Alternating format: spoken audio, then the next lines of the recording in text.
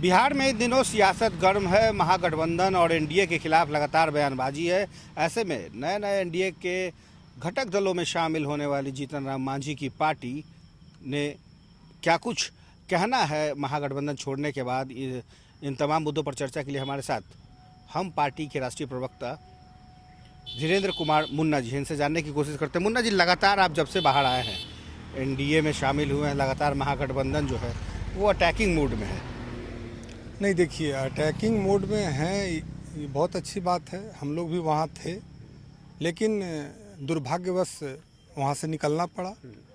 तो मैं समझता हूँ कि वो क्या कर रहे हैं नहीं कर रहे हैं बिहार के लोग देख रहे हैं।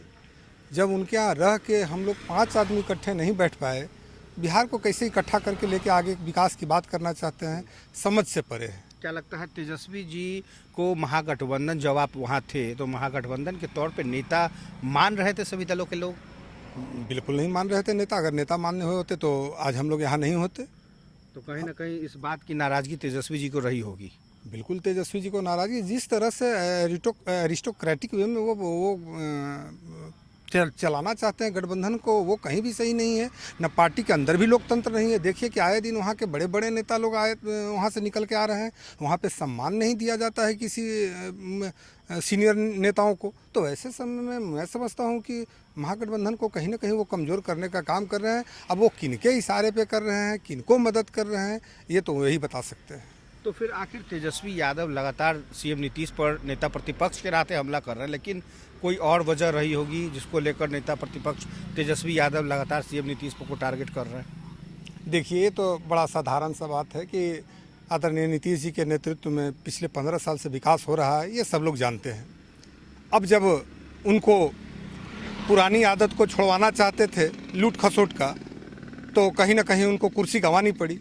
आज नीतीश कुमार जी तो बिल्कुल उनके साथ रहते, जनादेश उनके साथ रहने का मिला था, लेकिन ये जनादेश नहीं मिला था जो लालू जी करते आ रहे थे। तो घोटाला जब ये फिर से स्टार्ट किए तो माननीय मुख्यमंत्री जी ने खुद को अलग किया, और हम धन्यवाद देते हैं बिहार के लोगों को और बाकी सभी साथियों को जिन्होंने इनको पुनः स्थापित किया है। और आगे यह बरकरार रहेगा। नीतीश जी का विकल्प अभी बिहार में है कहाँ भाई? कोई आदमी ऐसा नहीं, किसी के पास कोई ऐसा लीडरशिप नहीं है।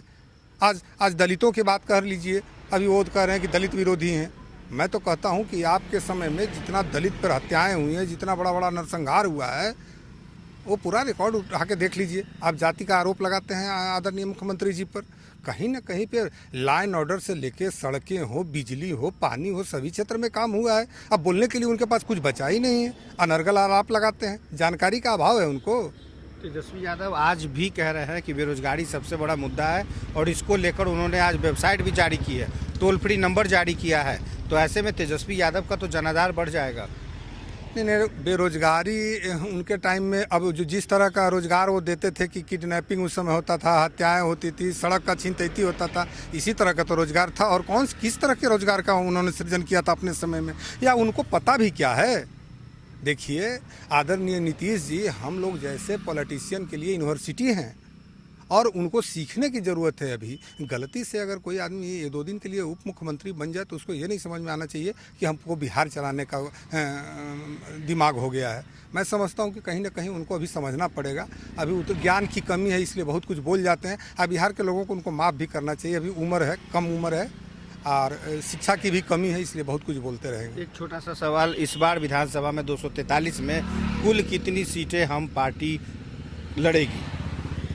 देखिए, हम पार्टी एनडीए का एलआई पार्टी है, और जितनी भी सीटें हैं सब इकट्ठे मिलकर 243 सभी लोग साथ में लड़ेंगे। उसमें किसकी कितनी हिस्सेदारी होगी ये तो हमारे नेता और आदरणीय मुख्यमंत्री जी तय करेंगे।